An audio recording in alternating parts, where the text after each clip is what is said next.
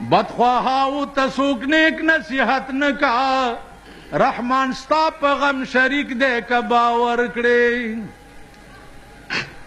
کپ قدر پا قیمت برل اسمانے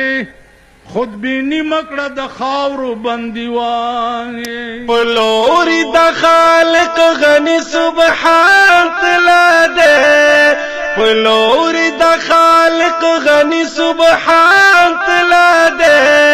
مولانا بجلی گھر عظیم انسان تلا دے مولانا بجلی گھر عظیم انسان تلا دے پزڑ کے یہ جذبہ ودا اسلام پمینا مستو رختیا بھائی ویل مدام قسم دے زبردست و دا دین دا احکامات سرا بدرغ پیوستو من لابو غر چا مرد میدان تلا دے مولانا بجلی گھر عظیم انسان تلا دے پلوری دا خالق غنی سبحان تلا دے مولانا بجلی گھر عظیم انسان تلا دے مولانا بجلی گھر عظیم انسان تلا دے کول یہ خدمتنا دا اسلام ډیر میړنه و سپین روبای و خو بیا هم لزوانانو ګړندای و پزړ او په ضمیر باندې قسم دي چې ژوند و چې خو د اسلام په مینا ګران تلا دے مولانا بجلی گھر عظیم انسان تلا دے مولانا بجلی گھر عظیم انسان تلا دے خبر سپینے سپینے ملغلرې ګام په ګام ملنگ پا حقیقت کے وہ دا پاک رب دا کلام په خوی او په خصلت باندې ښکارا وخ ګلفام د څنګه مو هغه شولا بیان تلا دے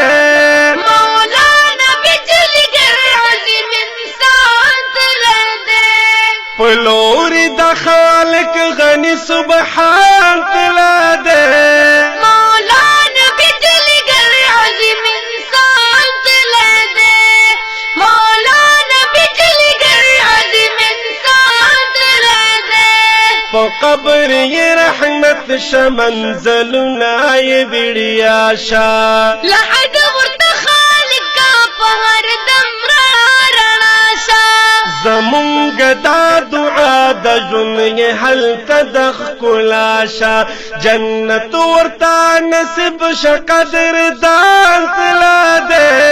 مولانا بجلی گھر عظیم انسان تلا دے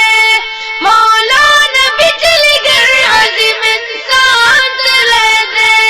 خالقا حق پرست عالمان رنا جدا شل دا پاک رسول اللہ سروارسان رنا جدا شول چمن پکا پکا شوچ گلان رنا جدا شل منن کے دا حدیث او دا قرآن تلا دے